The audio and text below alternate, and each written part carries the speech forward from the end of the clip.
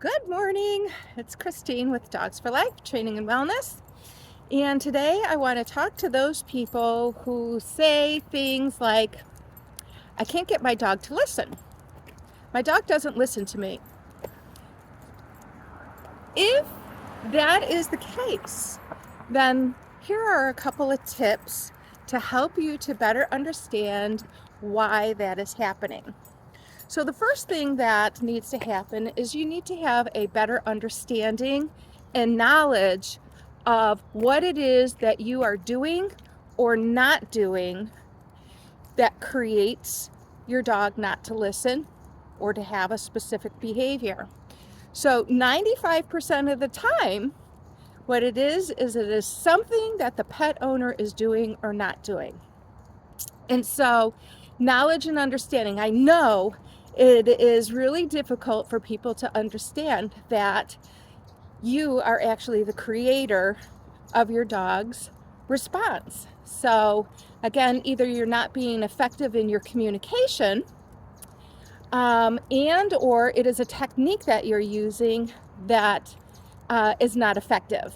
And so those are the two key components: knowledge and understanding of either your communication being ineffective or your technique being ineffective. And so you'll need to take a look at that as to why your dog is not listening. So for example, if you're calling your dog in the backyard and your dog fails to come, what are you doing or not doing in order to get that behavior sorry, I get a little distracted sometimes walking the dogs this early in the morning because there's cars and kids and buses.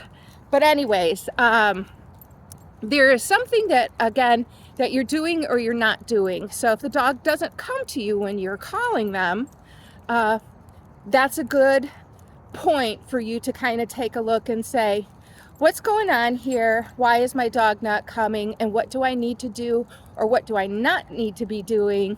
So for example, if you're screaming at your dog, come, come, and your dog is not responding, a kid wouldn't come to you if you were screaming at him either. And so we need to kind of take a look at that approach. The next thing that is important to understand after knowledge is understanding is after you've identified what it is that you're doing or not doing, then you need to change your habit. Because if we continue to do the same thing over and over and the dog is not responding and we never make those changes, well, the reality is nothing changes, right?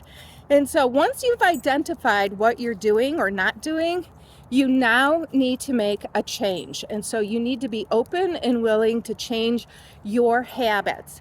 And so stop pointing your finger at the dog and take a look at what you're doing and change your habits.